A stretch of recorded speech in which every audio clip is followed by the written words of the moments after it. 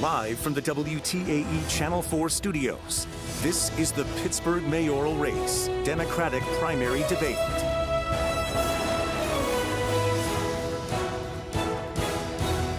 And welcome to tonight's debate between the two Democrats who want to be Pittsburgh's next mayor. I'm Shannon Perrine.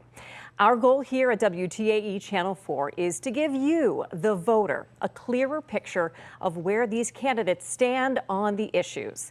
The primary election is 4 weeks away. Registered Republicans and Democrats will select their party's candidate for the general election in the fall. Joining us now in the WTAE Channel 4 studios, the two Democratic candidates for Pittsburgh mayor. Please welcome current Pittsburgh Mayor Ed Gainey. Mr. Gainey grew up in East Liberty. He served as state representative in Harrisburg. Pittsburgh voters elected him to the mayor's office in 2021. Thank you for joining us, Mayor Gainey. Thank you for having me. And please welcome his Democratic challenger, Allegheny County Controller Corey O'Connor, a Squirrel Hill native. Mr. O'Connor previously represented Pittsburgh City Council District 5. He was appointed to the post of county controller when the seat was empty, eventually being elected to that position. Thank you for being with us, Mr. O'Connor. Thank you for having us. All right, here is how tonight's debate will work.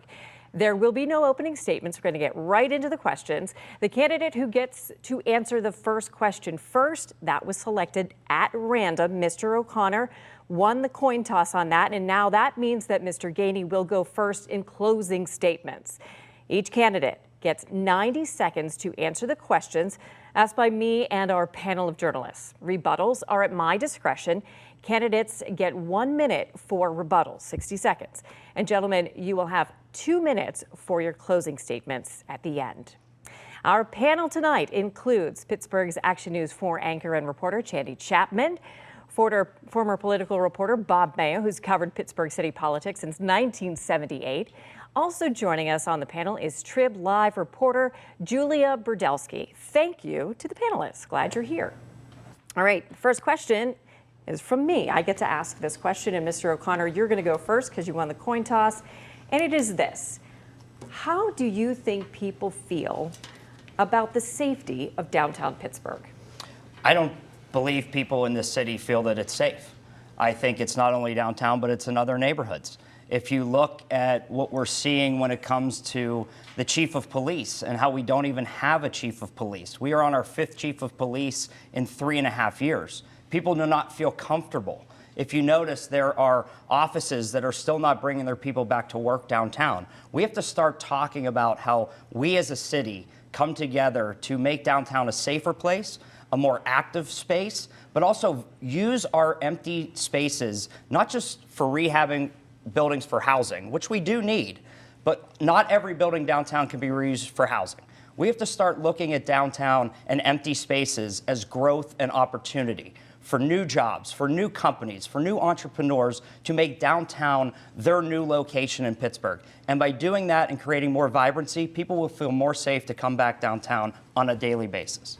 Mr. Gainey, same question. How do you think people feel about public safety downtown? I think there's no question coming out of a pandemic, there was a lot of questions about public safety downtown. We inherited a lot of it right downtown when we first took office. But the reality is I'm so glad at what my team, not only my team, but the people around also have helped us to accomplish. Number one is we opened up a public safety building with the help of PNC so that we can deploy our police 3 times all around downtown. 1, to build relationship with our residents, 2, to build relationship with our businesses, and 3, to make sure that people felt safe because they was there. We partnered with the Pittsburgh Downtown Partnership to bring an ambassador program here so that we could have more eyes on our street. It was critical that we have that. We also was able to come up with a plan working with County Exec Sarah Anna Morato and also Governor Josh Shapiro to bring $600 million over 10 years back to our downtown area so that we can reinvest in the fabric of downtown. We are turning 7 commercial spaces in the affordable housing units. The reason why we will continue to build affordable housing downtown is because the more people that we have downtown, the more people that we have living, playing, and celebrating our downtown, the more that perception will change. We're happy with what we've done. We will continue to build housing. We will continue to have our police downtown, and we will continue building on what we've started, making downtown a safe, fun place for everybody. I want to ask a follow-up on that. I'm going to go in reverse order. So Mayor Gainey, I'm going to ask this of you first. What is the right number of Pittsburgh police patrol officers that we should have in the city? And how do you hire the very best candidates for the job in city police, from the very top job all the way to the newest recruit? I think that's a great question. I think when I'm out in these communities, there's a couple things that I hear. One of the things that I hear is, one, how you gonna keep our neighborhood safe? How you gonna keep me safe? And how you gonna keep our children safe? Those are major things. And so when I'm out there, the number one thing that I know is that they love their neighborhood police. They want to know that their neighborhood police is in the community. They want to know who that neighborhood police officer is, that they're going to the meetings, that they're meeting with residential and business community leaders inside the neighborhoods and even downtown. The reason why we know this works is because we did it downtown with community policing. And so at the end of the day, we will continue to drive community policing in all those areas. The number one issue in regards to how many officers we need, I believe we need 850, and we're working towards that. When we came in, we went 2 years without hiring one police officer, not accounting for the amount of police officers that were going to retire. We opened back up the academy. We've had 4 or 5 classes, and we will continue to recruit until we get the number to continue to make the city safe. Mr. O'Connor, same question. What's the right number? Yeah, I mean, it has to be well above 800. Right now, we are at 650. That is a small town force for a big city. The number one thing that the mayor should focus on, and it comes down to obviously 800, 850. My number is actually 1. And the number one, the reason I use that is because the number one cop who has still not been hired in this city. You need a chief of police if you want to recruit new officers and retain our current officers. Our officers have no direction right now from the police force. Are we following our stats, our data that we know is false? Or are we actually going to police by the seat of our pants? Our officers don't know if they're working 8-hour shifts, 10-hour shifts, or 12-hour shifts. The morale is shot. If you want to start public safety and have confidence in your officers, in your neighborhood policing, because I've always supported community policing, you have to go out and hire a full-time chief of police so that our officers feel confident. And our next question is actually going to come from Julia Brodelsky, and it has to do with affordable housing. Julia. The city recently released data showing that about 500 units of affordable housing have been completed since 2022. How would you build on that and continue to build more affordable housing throughout the city? Yes, well, Mr. O'Connor, your turn. Yeah, sorry. I would assume that, right now, the data that we saw the other day, the city of Pittsburgh has gone from 3,000 units to 2,000 units to now we're saying that we built 1,600 units. First thing you have to do is be transparent on how many units have actually been built in the last 3.5 years. And it's only a couple hundred, as you mentioned. We have to start looking at vacant lots. The city has 11,000 parcels that need to be shovel ready. The deeds and back taxes need to be cleared so that we can empower our neighborhoods to help us in rebuilding their own communities. We have to have more affordable housing. We have 6,000 we are short 6,000 affordable units in this city. And to build a couple hundred over 4 years, that's a struggle. We know this administration hasn't built more than the prior administration or before that. So we really have to focus on looking at tax credits, looking at LRTAs, looking at TIFs, bridging the gaps between LIHTC, 9% and 4% tax credits, and we have to empower our communities and community organizations. I voted for the Affordable Housing Trust Fund.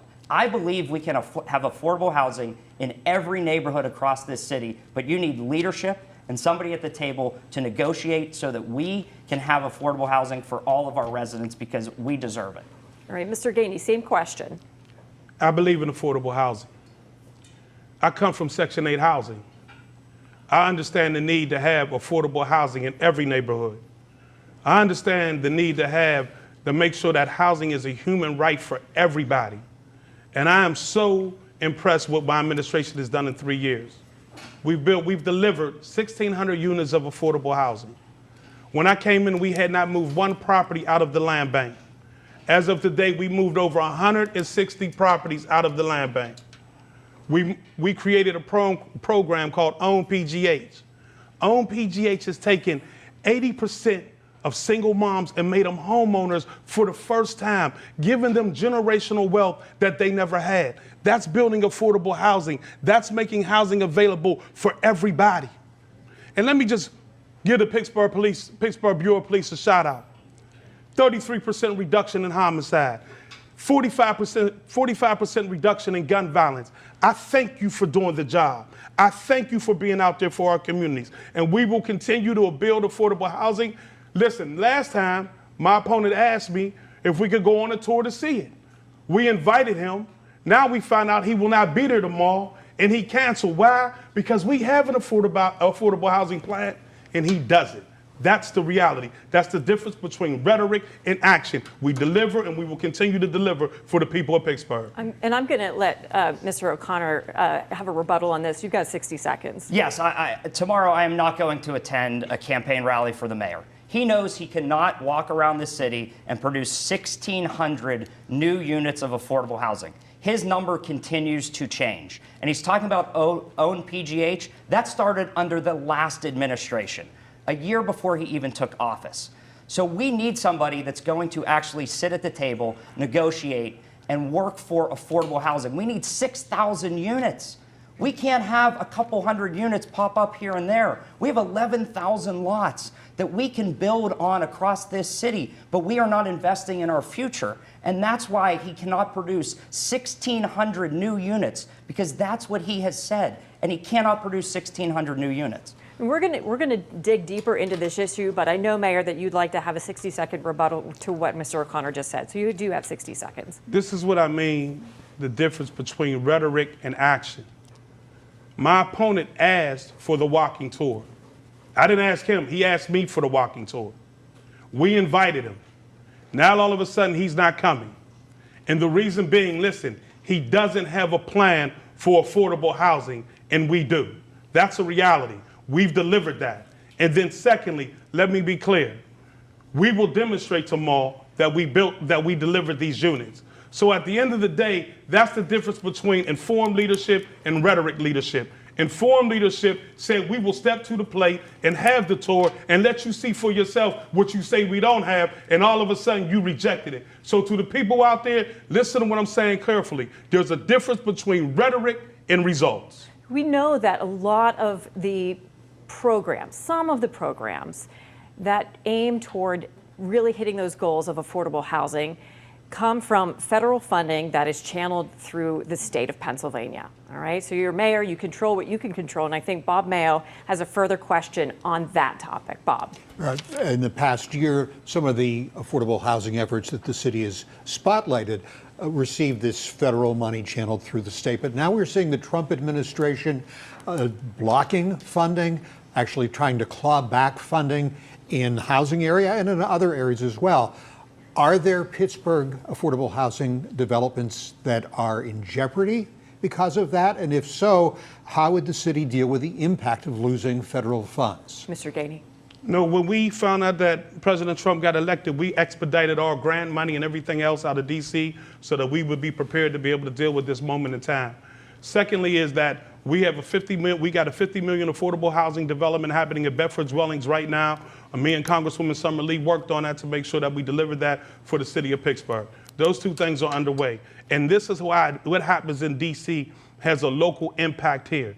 And this is why I've been standing up to the Trump administration and letting them know that in this city, you have a mayor that's going to fight for you. If you're getting the National Institute of Health, our research dollar for our universities are in jeopardy. When you talk about the Social Security building and our seniors not being able to go to the Social Security building, that's in jeopardy. When you talk about Medicaid and Medicare for people that's pregnant and for people that need that service, that's in jeopardy. And that's why at the end of the day, we've always stood up to ICE for those people that's feeling scared about ICE coming to get them. We stood up for that. And for DEI, for diversity, we continued. And that's why I've always said, me, you can count on. I'll never be one that's meeting with Trump advisors, Trump consultants, Trump advisors and consultants at the Duquesne Club to talk about how they can meddle in the Democratic primary. Who you meet with is who you owe. And at the end of the day, I will always stand up for you. Mr. O'Connor, you get an opportunity. You get 90 seconds to answer Bob's question. So Bob's question was about federal cuts. Yes, and how it's going to impact us. It's going to impact us drastically. I have stood up and fought against President Trump. When I was on council, those 4 years he was president prior, we knew that there were federal cuts. Coming from my background as the county controller, I want to fight and stretch each and every dollar in this city. We cannot afford to waste money on outside organizations who get $6 million to do a citywide planning study. We have to tighten our belts in this city. We can't give out nice contracts like the mayor constantly does to outside organizations, because that's $6 million that could have been spent in our neighborhoods, in our communities. When he says, I won't go on the tour, why would I go and see one building? We are not going to produce 1,600 new units of affordable housing. But if you want somebody that's going to stand up and fight against Donald Trump, I've done it in the past when I was on council. I am the Democratic endorsed candidate in this race. I support the Democratic beliefs and values. We can build affordable housing whether we have support from the federal government or not, because we collectively have enough tools in our toolbox to do it, because city government can operate that way, because we have enough tools to get this job done and build 6,000 plus affordable units that we desperately need in this city. We are going to move on and talk about another topic. I'm old enough to remember when Pittsburgh was first voted the most livable city in America. I think it was 1985. And it has been ranked over the years sort of in the top in that category. But you know what? It's not true for everybody. And that has to do with racial disparities in the city of Pittsburgh. And Chaney Chapman has a question on that topic. Chaney and Mr. O'Connor, you're going to go first this time. Yes, a scientific study in 2019 conducted by the city of Pittsburgh and the University of Pittsburgh has shown that Pittsburgh is not the most livable city for Black women. The quality of their lives can improve simply by moving when it comes to health, income, employment, education. For example, a study involving the Allegheny County Health Department shows that Black women in Pittsburgh die from pregnancy and childbirth at a rate higher than 97% of similar cities. Knowing this information for years, why haven't some statistics improved, even with initiatives? And what can you do as mayor to cut down on racial disparities overall? Yes, I mean, that's a great question. What we have to focus on is getting resources to our community and residents who are in the need the most. That's where we have to focus our resources. Individuals across this city should have the ability not only to have seats at the table, but be impacted by the policies that we produce as mayor and as elected officials. We know that there are not enough resources in our communities to help individuals thrive and grow. Whether it's a startup company, whether it's buying your own first home, we have to start investing in people and neighborhoods. And there is a disparity. And we have to be open and honest about that. And we have to start bridging those gaps when it comes to contracts, when it comes to building new affordable housing, as well as new companies in the city. Everybody should have a right to have a seat at the table. For way too long, we've gone back to the same old, same old. In my administration, we will have an open door policy so that everybody in this city of Pittsburgh has the ability to build their own dreams within our community, because that's what leadership is all about. And we have to continue to have those detailed conversations about how we're going to do that. Mayor Gainey. This is about opportunity. This is about people that's been cut out and shut out for far too long. This is about opening up the door. This is about looking at a gender and equity report and saying, that's not who we want to be or who we are. Black women are an asset in this city, and I respect them highly. We hired the first African-American woman to be chief of the emergency medical services. My executive assistant is an African-American woman. My special assistant is an African-American woman. The executive to the deputy, to the mayor, to the chief of staff is an African-American woman. My deputy chief of staff is an African-American woman. If you give African-American women the opportunity to come in that door and work, we can do incredible things. For the first time on our pension, we got an African-American woman running a $194 million pension.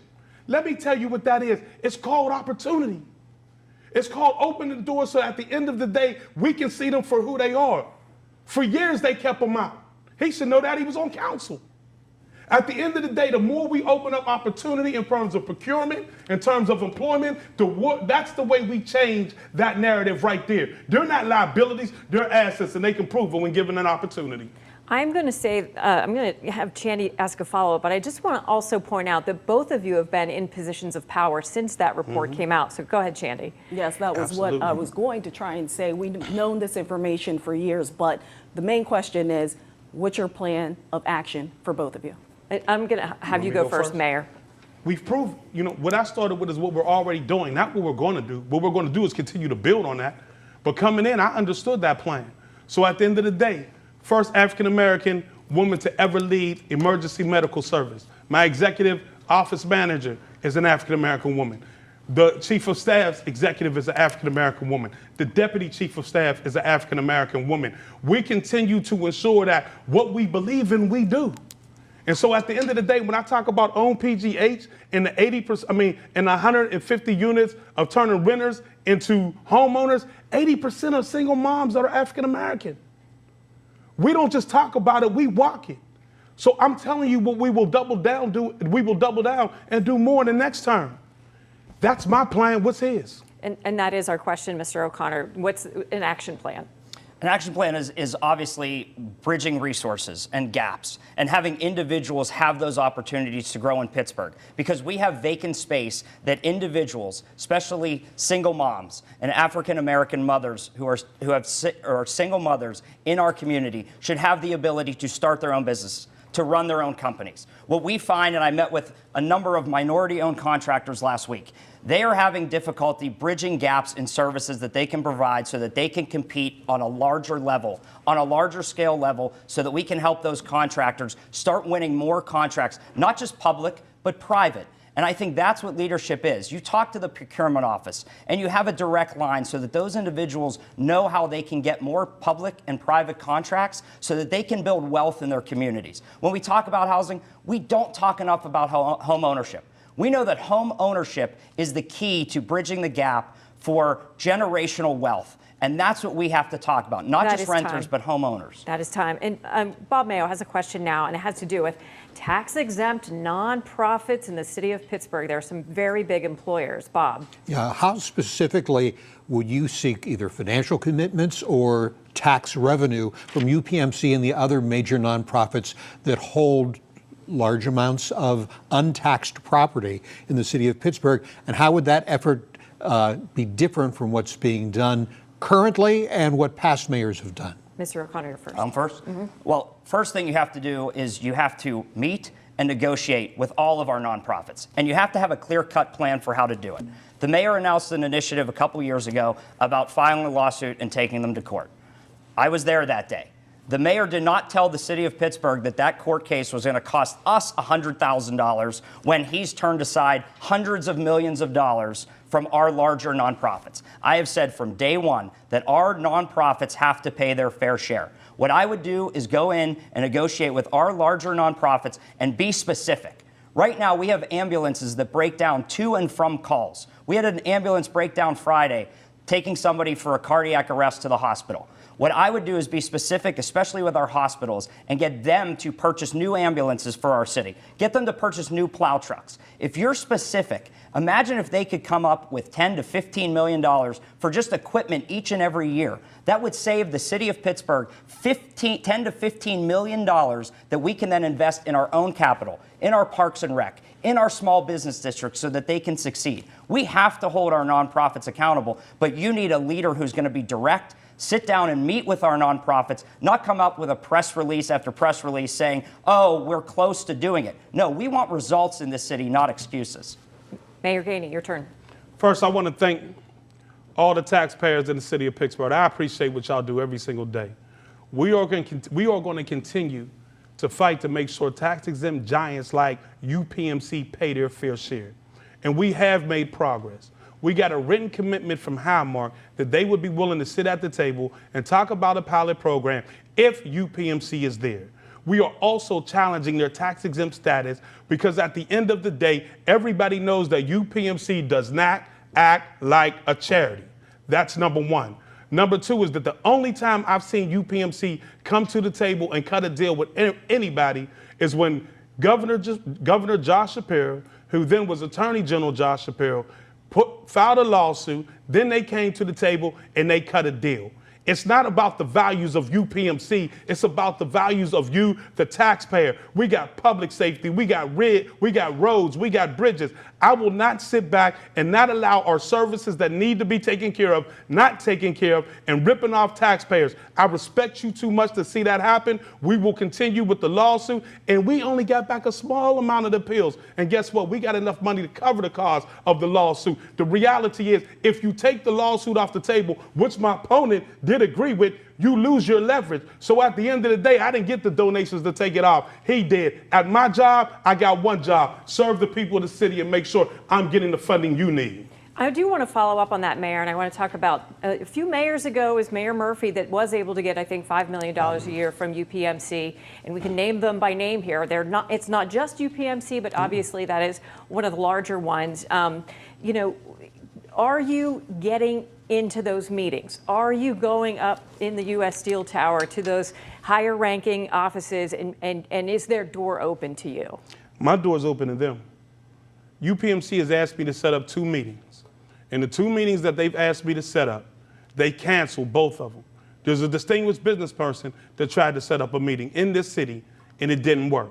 So that's 3 meetings that I reached out and the distinguished businessman reached out, and they have not come to the table.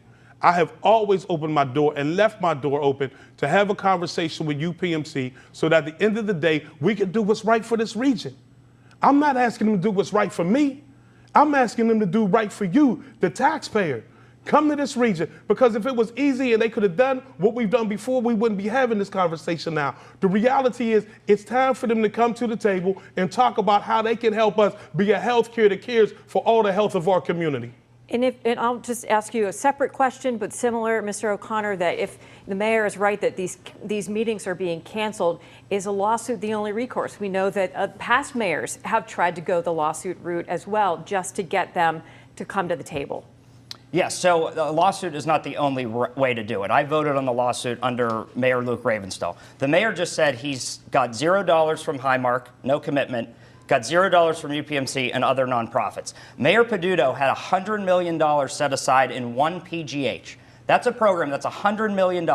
You mentioned Governor Shapiro. He was willing to sit down with UPMC and get $40 million of funding that this mayor again turned down. I will hold our nonprofits accountable. They have to pay their fair share. Everybody knows they have to pay their fair share. But you need somebody that's going to go in and negotiate with specifics. So not only our hospitals, our universities. How do you go to the president of Pitt and CMU and ask them for millions of dollars that are going to go in your city coffers? You have to ask them for specifics that are going to impact their students, their quality of life, and the future of both of those universities. And I'm the one willing to do that, not to have press conferences that generate $0 of revenue. That is time. And I do want to move on, but it's a similar topic. I'm going to have Chandy Chapman ask this next question. Mayor Gainey, I want you to go first this time for Chandy's question regarding downtown development. Yes, Governor John Shapiro said he's going to invest $600 million into revitalizing downtown Pittsburgh and a 10-year plan. Now, both of you addressed downtown, but what will you do as mayor to make sure more development comes to downtown Pittsburgh, and how do you expect to utilize that funding? Mayor Gainey, you have 90 seconds for this. 90 seconds? So when I first came in office, we do understand that downtown was on fire. One of the things that I did was create a relationship with the business community, and then County Exec Sarah Anna came in. Me being a state representative, I knew what it was going to take to get the $600 million back to our city. So we met every day, every Wednesday in my office at 8 o'clock and created the plan. We took the plan to Harrisburg. Even the governor said this was the first time that he's seen the city, the county, and the business community on one page. That's how we got the $600 million back. We have already started. We are building 7 conversions right now, turning real estate commercial units into affordable housing units. So we're already underway. We also partnered with the Cultural District on 8th Street to create a public space so that at the end of the day we have another public park downtown that people can enjoy. We're also investing in Mellon Square, and we're investing in Mellon Square to make sure that we're modernizing our parks so that we can enjoy them, particularly for tourism seasons and things like that. So the investments that we're making downtown, we just helped Beacon break something off on the out towards the Mon River. We also helped them up at Lecce School. We are continuing to build. We are continuing to deliver on what we promised you, and that's affordable units and making downtown a neighborhood. Mr. O'Connor. So yes, downtown needs investment, and it's not just money, it's a vision of what we're going to do with our buildings. Can we convert all of these buildings to affordable housing? No, we can't. Not every building downtown is built for affordable housing. So we have to start looking at these buildings. Let's take the Mellon building, for example. MetLife actually owns the note on that building. It's going to cost them roughly $15 million to heat that building each and every year. We should be talking to those larger companies that own these buildings and see what we as taxpayers can get out of those buildings. It can't all be conversions. Conversions are great, and we have to support those. But we also have to look at how we're going to locate new companies, new startups. Can we use these buildings for energy efficiency so that we could save not only our environment, but also invest in cutting down costs for individuals, like solar panels? You know, those are the simple things that if we can use those buildings completely differently, light manufacturing, we could start creating new jobs downtown, but you need a vision for each and every building. And you have to have a plan, not just inside, but outside, so that we invest in the infrastructure, so that residents and individuals can come down and enjoy themselves. But also, we have to make sure it's safe so that our companies and the people that they employ feel safe when they're downtown each and every day. Chandy, you have a follow-up? Yes, the governor has come to the city several times talking about his lightning plan. He says it'll supercharge energy development in the Commonwealth. What city initiatives do you see in the future that will create more jobs and possibly lower energy costs? Yes. So obviously energy, and today is Earth Day, so I like having this conversation. I had a press conference this morning about how we have to look at our climate in a whole different way. We have to update, finally, based on the law, we have to do an update to the Climate Action Plan every 5 years. We haven't done it since 2018. That's breaking the own ordinance that was existing. The climate change plan can actually create jobs, create opportunities, create space that isn't being used. When I was on city council, we passed the first ever solar panel farm in the city of Pittsburgh in Frick Park. That creates jobs. That lowers costs for residents that are using utilities. That's the type of vision that you have to reuse all of these buildings, because they can't all be one thing. But we have to start looking at the environment as also an economic engine and driver so that we can create new opportunities for people to maintain space, build new space out, and also close the gap and create new clean energy in our region and look at everybody's health as, sorry. That is time. Thank you, Mr. O'Connor. Mr. Mayor. So, and I think this is what my opponent was alluding to before. So let me be more clear. That's part of our comprehensive plan, because at the end of the day, all these fractured plans that we have, all they do is go on the shelf. People know that every plan that we've created under my administration, we execute. So at the end of the day, that's why the comprehensive plan is so important. It's a blueprint to a better tomorrow for our city. And why is that important? Let's talk about climate change, because right now we are being impacted dramatically by climate change.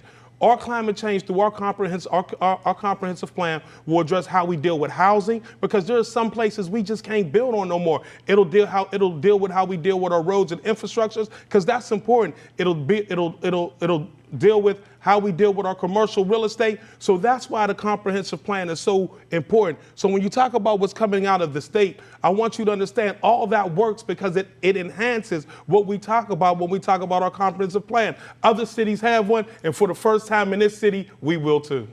And that leads us to our next question. It has to do with infrastructure and roads and bridges, and Julia's got that question. Julia. Whoever wins this election will have to deal with the implications of a second Trump presidency and potential federal funding cuts. What specifically would you be concerned about in regards to federal funding cuts that could impact the city and its infrastructure, and how can you as mayor respond to those potential cuts? Mr. O'Connor, you're first on this. Yes, so on infrastructure, you know, we have to start investing in our infrastructure again. If you look at the mayor's 5-year projected budget, in years 3, 4, and 5, there is $0 for bridge and bridge construction and bridge maintenance. That's scary because in my neighborhood, there are 2 bridges that are shut down right now. In the last couple years, the state of Pennsylvania has built more bridges in a short time under Governor Shapiro than any other time. We are the city of bridges. We have to start coordinating with our state so that we can get more state funding coming to us. Yes, we are scared of the cuts that might come from President Trump, which we know are actually going to come. So we have to really look at other resources that can invest in our communities. Let's go back to the pilot program.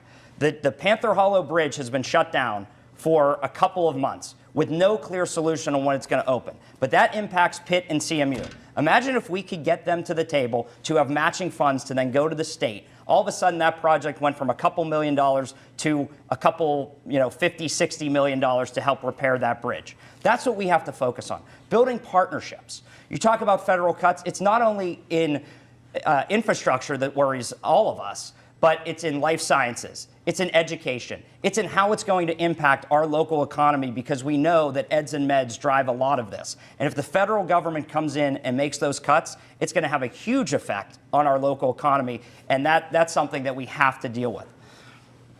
Mayor Gainey. Coming into the position of mayor, third week on the job, I get a text from a friend that cars were going over the embankment of the Fern Hollow Bridge. And I'm thinking to myself, whoa, what's going on here? Only later to realize that the Fern Hollow Bridge had collapsed.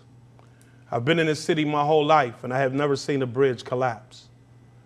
Thanks to public safety, thanks to PennDOT, thanks to Governor Wolf, thanks to President Biden, we were able to get the Fern Hollow Bridge up in record time.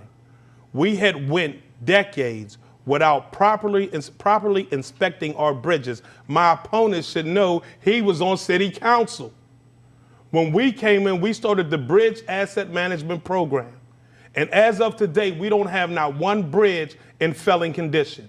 Now, I apologize for the inconvenience that a couple of our bridges are closed, but I told y'all that I would never wake up again to a bridge that had failed, that had collapsed.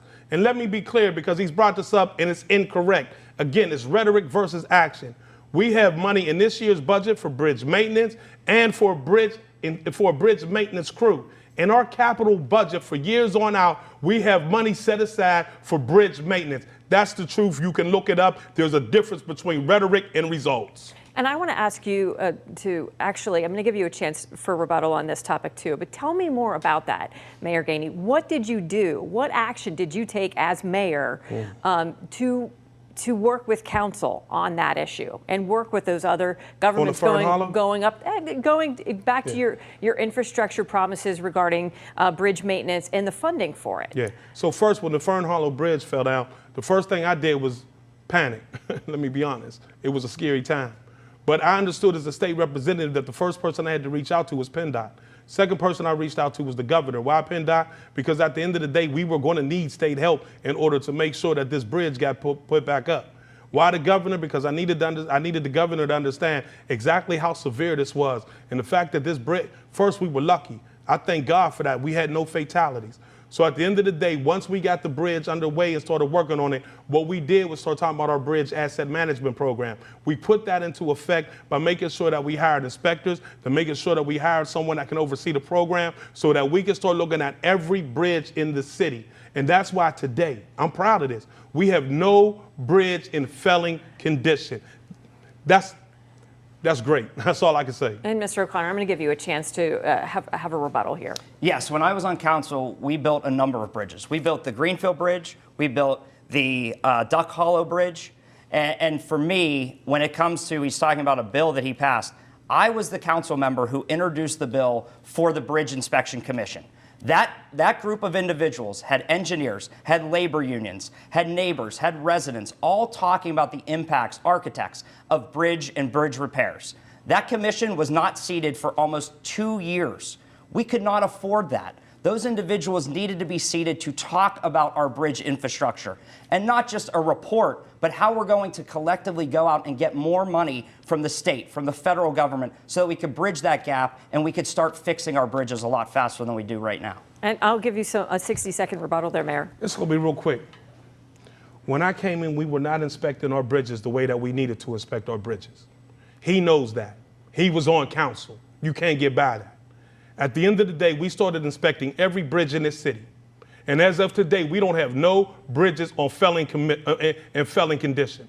We could talk about committees and everything else, but let's talk about executed action, the ability to make sure that our infrastructure is safe for the people of this city. That's what the people want to know. When I'm in these neighborhoods, they want to know, how are you going to keep us safe? How are we going to keep you safe? Is that we're going to continue to invest the money that's necessary in our infrastructure so we never wake up again to a Fern Hollow Bridge.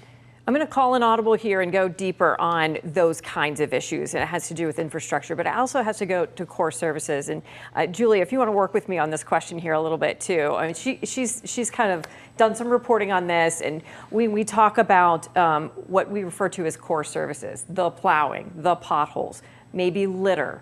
I think, Julia, a good question might be, if you are mayor in the next term, first of all, how do you define the problems with that?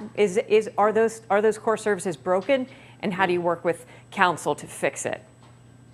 Go ahead, Mayor. Mayor, I'll let you go first. At the end of the day, when I came into office, we had a snowstorm 48 hours after I got in office. We had 21% of the personnel down in the Department of Public Works. We only had like 2 or 3 working snowmobiles. Over the years, the Department of Public Works had not been funded. They were underfunded for decades. They had not been funded properly. My opponent knows that. Again, he was on city council. When we came in, we understood that we had to start putting a lot of our funding in our fleet. We spent $40 million, $20 million of ARPA funds, $20 million of our general budget to be able to buy only a snapshot of what we need in order to get things back on point. We bought 6 snow vehicles for the Department of Public Works, and we leased 6. Why did we lease 6? Because we didn't have any. And leasing is pretty good. It's working out well for us. On top of that, police fleet was decimated. We had to make sure that we went out and got some more for fleet. So when we talk about fleet, at the end of the day, if you don't fund it properly, then this is what you're going to get. Listen, the fleet didn't stop. It didn't stop in 3 years that I was mayor. It had to be longer than 3 years. Think of your car. It hadn't been funded for like 10 years. My opponent can explain that. Mr. O'Connor, go ahead. Yes, I would love to explain that. Public Works was funded. Last year alone, a third of our fleet was down. We went out and started leasing equipment. A third of our fleet was down to plow your streets. The 4th division that has been promised for years to be built in the South and the West so that those individuals get services faster still is not going to be built this year. Where is the money going? You said that you just spent hundreds of millions of dollars of ARPA funds. Why is our fleet breaking down? Why do we have ambulances break down to and from calls?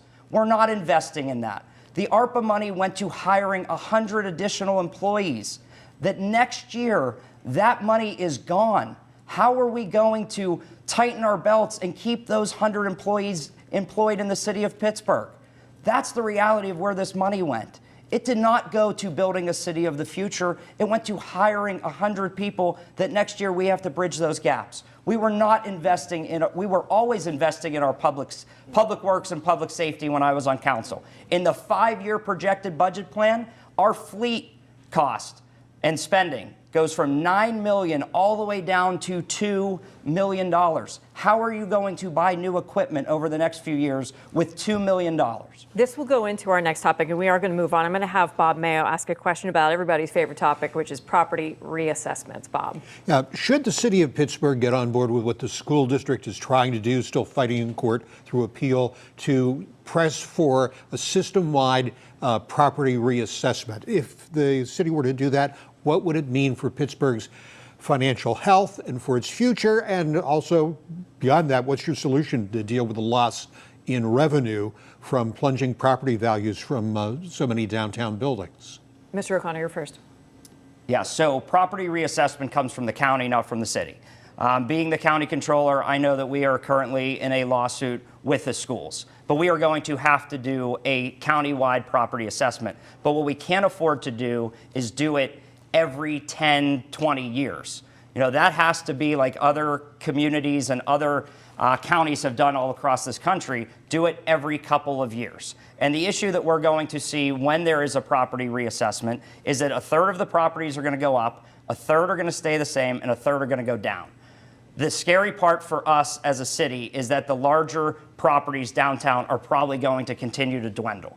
So for us, we have to start focusing on how we are going to bring those property values back up by resurging an economy downtown, resurging economy in our neighborhoods so that we can have enough, so that we don't lose enough tax revenue on those depreciations of those properties. But the school board is the one that has always pushed this. They push individuals when they buy their homes to do this. That's what the school board does. The county right now is in court fighting that.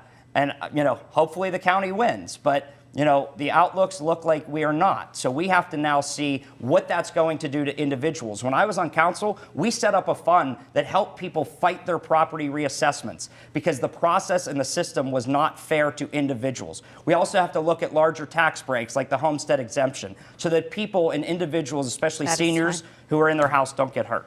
Okay, Mr. Gainey. The reassessments are going to have an impact in the city. There's no question about it. So let me be clear with that. The reassessments are going to have an impact on the city. We're not running for that. Matter of fact, since I've come into office, we've been very transparent about that. And that's why we've been laser focused on making sure that we maintain a strong fiscal health for this city.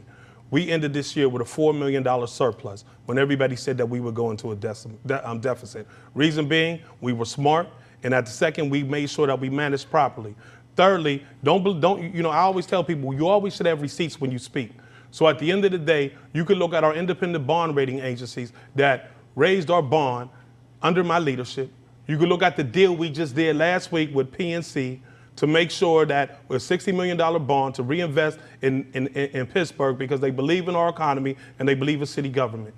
Thirdly, we've had 19% job growth in this city that helps with taxes so that we continue to generate more taxes in this city. Fourthly, we have the lowest unemployment rate in Southwest Pennsylvania. Fifthly, because we've had a 19% increase in job growth, we have higher wages, we have more employment, and we have more investment. Because of that, we will continue to do what we can to ensure that we're getting all the taxes we can so that the taxpayer doesn't have to pay that void. And that's why our nonprofits should be paying their fair share. Let's go. Do you want to rebuttal, Mr. O'Connor? Okay. Yes, the $4 million surplus, that tapped into our own savings in the city. The projection from this mayor's office was $28 million. Why is it just 4? What happened to those $24 million? You talk about bond ratings. Let's talk about a bond rating. A bond rating only shows that you are willing to do anything to cut programs to raise people's taxes in order to pay back that bond. A bond rating doesn't plow your streets. It doesn't have a police officer show up at your front door. A bond rating does not invest in our small businesses and in our communities.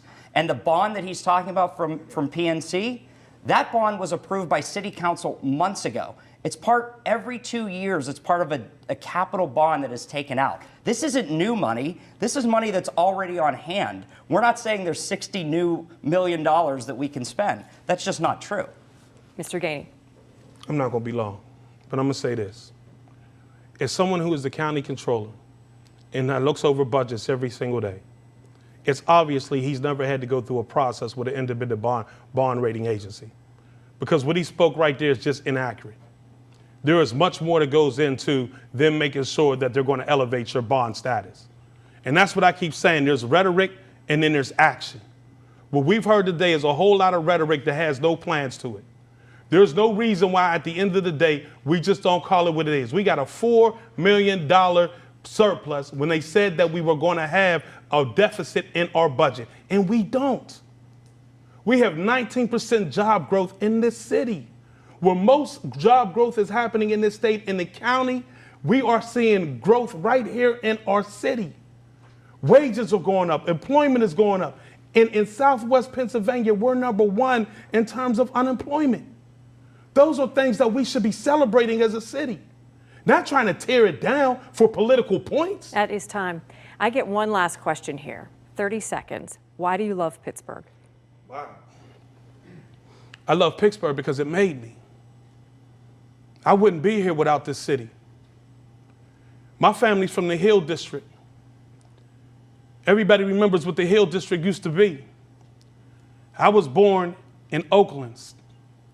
I was the second black family on Oakland. Then I moved to East Liberty, went to school in Homewood, 2 years at Central Catholic, graduated from Peabody. I love this city for what it gave me.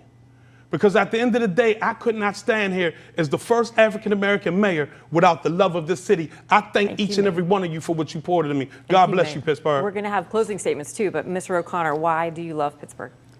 It's the people. I mean, it starts with the people of Pittsburgh. Each and every neighborhood, each and every individual is unique. But that's what makes Pittsburgh such a great place to live. And that's why I want to do this job, because Pittsburghers deserve better. We deserve support from our mayor's office. We deserve to talk about opportunities that we aren't seeing all over Pittsburgh. But the number one thing is how welcoming Pittsburgh is. What we don't talk enough about, last year, the immigrant population in the South Hills, part of our region, created 40 new businesses. That makes Pittsburgh a welcoming place for everybody, and that's what we need to sell. Thank you. And now we get to the part of our evening where we get to hear your closing statements. And I believe, Mr. Gainey, you go first. I want to thank WTAE. I want to thank the people of our great city. Thank you for having me today. Listen, this is about promises that's been delivered. I told you when I came into office that we would have focused on affordable housing. We've built 1,600, we've delivered 1,600 units of affordable housing. When I came in, we hadn't moved one property out of the land bank. We moved 160 properties out of the land bank and back onto the tax rolls. We have owned PGH, where we took 150 families that have never owned a home and gave them home ownership for the first time, generating generational wealth for them. We have reduced homicides in this city by 33%. Our children between the ages of 13 and 17 in 2024, we didn't have no homicides. We've reduced gun violence in the city 45%. We've brought back $600 million from the state over 10 years to invest in our downtown community. We have made sure that we got 12 low-income tax credit deals. First time we got a $30 million bond for affordable housing. We have done everything that we promised. Our finances are strong. $4 million surplus. Bond rating increase. Just did a deal with PNC.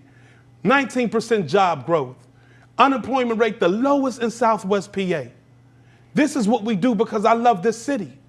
And we will continue to make sure in my second term that we continue to do what's needed to improve affordable housing, because at the end of the day, we want to make sure we got affordable housing in every neighborhood in this city. Housing is a human right, and as long as I am your mayor and I'm asking for your vote to keep building on what we started, I will continue to deliver the housing that you need to make sure that we have a city for all, a city that is safe, a city that is welcoming, and a city that is thriving. Together, we can build a city for all, because at the end of the day, I believe in you.